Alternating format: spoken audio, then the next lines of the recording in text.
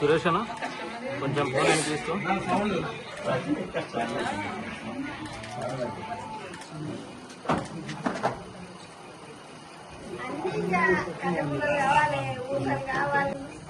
మొత్తం hand work madam, మొత్తం total hand work. ఇక్కడ బూట కూడా హ్యాండ్ వర్క్.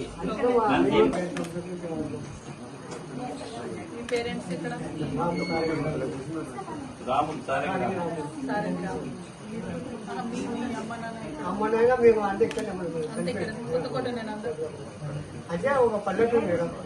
మనిషి బట్ట కట్టుకున్నాడా లేదా అని చూస్తే అటువంటి బట్టను నేసేటటువంటి చేనేత కార్మికులకు ఇక్కడే కాదు, తెలంగాణలోనే కాదు, భారతదేశ వ్యాప్తంగా కూడా చాలా దుర్భరమైనటువంటి పరిస్థితుల్లో జీవనం కొనసాగిస్తా ఉన్నారు.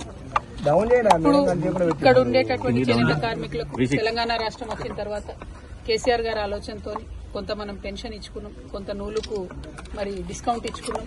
కానీ ఆ తర్వాత ఇప్పుడు గత 2 ఏళ్లుగా కంప్లీట్ గా సబ్సిడీని కూడా ఆపేసినటువంటి పరిస్థితి ఉన్నది. వచ్చేటటువంటి పెన్షన్లు తప్పితే మరే రకమైనటువంటి ఆధారం లేనటువంటి పరిస్థితి ఉన్నది. ప్రత్యేకించి చేనేత కుటుంబాలలో మరీ ముఖ్యంగా చేనేత పెన్షన్ ఒకరికి వచ్చినా సరే ఇంకొకరు వృద్ధులు ఉంటే నార్మల్ పెన్షన్, వృద్ధాప్య పెన్షన్ వాళ్ళకు వచ్చే విధంగా ప్రభుత్వం ఆలోచన చేయాలని చెప్పి నేను డిమాండ్ చేస్తా ఉన్నాను.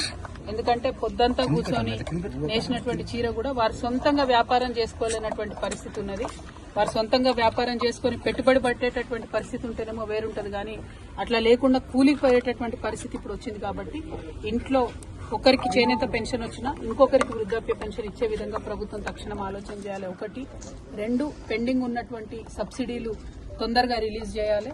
ఖచ్చితంగా చేనేతలను గుర్తించి మంచి ప్రోత్సాహం ఇవ్వాలి. అన్నిటికన్నా ఎక్కువ లోన్స్ 5 lakhs 10 lakhs ఏదో ఒక పథకం పెట్టి ఖచ్చితంగా లోన్స్ ఇచ్చే విధంగా చేనేతలకు ప్రయత్నం చేయాలని చెప్పి నేను డిమాండ్ చేస్తా ఉన్నాను.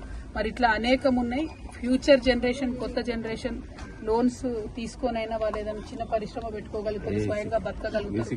అవసరమంటే ఇవాళ రేపు ఇంటర్నెట్ లో, ఆన్లైన్ లో సేల్ చేసుకునే పరిస్థితి ఉన్నది. కానీ అటువంటి సదుపాయం ఇవ్వకుండా మనం వదిలేసినట్టయితే ఈ కళ ఇక్కడతోనే ఆగిపోతుంది. ఏ చేనేత కళాకారుడు కానీ, ఏ చేనేత కార్మికుడు కానీ ఫ్యూచర్ లో నా పిల్లలు చేనేతను వేయాలని అనుకుంటలేరు. ఎందుకోసం అంటే ప్రభుత్వం నుంచి వచ్చేటటువంటి సహాయ సహకారాలు నామమాత్రంగానే ఉన్నాయి. అది మారాలి, ఆ పరిస్థితి మారాలి. కొంచెం పెద్ద మనసు చేసుకుని ప్రభుత్వాలు పెద్ద ఎత్తున ఆలోచన చేయాలి. బీసీలలో అత్యధిక సంఖ్యలో పద్మశాలీలు ఉంటారు. అందరికన్నా లార్జెస్ట్ పాపులేషన్ అని చెప్తారు. ముదిరాజులు, పద్మశాలీలు పెద్ద సంఖ్యలో ఉంటారు. కానీ వారికి ఇప్పటి వరకు కూడా రాజకీయంగా కూడా ఎటువంటి ప్రాధాన్యత లేదు. కనీసం ఎక్కడి నుంచి కూడా ఏ పార్టీలు కూడా పద్మశాలీలకు పట్టుమని ఒక పదవి ఇచ్చినట్టయితే మనకు కనబడదు. సో ఒక్కసారి రాజకీయ ప్రాధాన్యత పద్మశాలీలకు పెరిగితే ఖచ్చితంగా వాళ్ళ పక్షాన కూడా కొట్లాడేటటువంటి అవకాశం ఉంటుంది. కాబట్టి రాజకీయ ప్రాధాన్యత కూడా పద్మశాలీలకు ఇచ్చే విధంగా అన్ని పార్టీలు కూడా ప్లాన్ చేయాలి. రెండవది, బీసీలకు ఏదైతే 42% ఇప్పుడు కాంగ్రెస్ ప్రభుత్వం ఇస్తా అని చెప్తున్నారు, అది పార్టీల పరంగా కాకుండా రాజ్యాంగబద్ధంగా ఇచ్చినట్టయితే పద్మశాలీలు కావచ్చు, ముదిరాజులు కావచ్చు, ఈ బీసీ కులాలన్నీ కూడా ముందుకొస్తే వారి సమస్యల్ని చెప్పగలుగుతారు. చెప్తే ప్రభుత్వాలు ఎక్కువ ఆలోచన చేస్తాయనే ఉద్దేశంతో ఒక ఆడబిడ్డగా నేను ఈ మాట చెప్తా ఉన్నాను. మరి ఇవాళ ఇక్కడ కొత్తకోటకు వచ్చి కొత్తకోట చేనేత కళాకారుల యొక్క నైపుణ్యాన్ని దగ్గరుండి చూడడం జరిగింది. ప్రతి స్టెప్ లో కూడా చాలా కష్టం ఉన్నది, కాయ కష్టం ఉన్నది. ఆ కష్టానికి సంబంధించి కూలీ కనీసం గిట్టుబాటు కానటువంటి పరిస్థితి ఉంది. కాబట్టి ప్రభుత్వాలు ముందుకొచ్చి ఆదుకోవాలని చెప్పి తెలంగాణ జాగృతి నుండి మా వంతు ప్రయత్నం మేము కూడా చేస్తామని చెప్పి తెలియజేస్తున్నాను. అసలైన తొలి వెలుగు. ఫాలో వాట్సాప్ @తొలి వెలుగు official.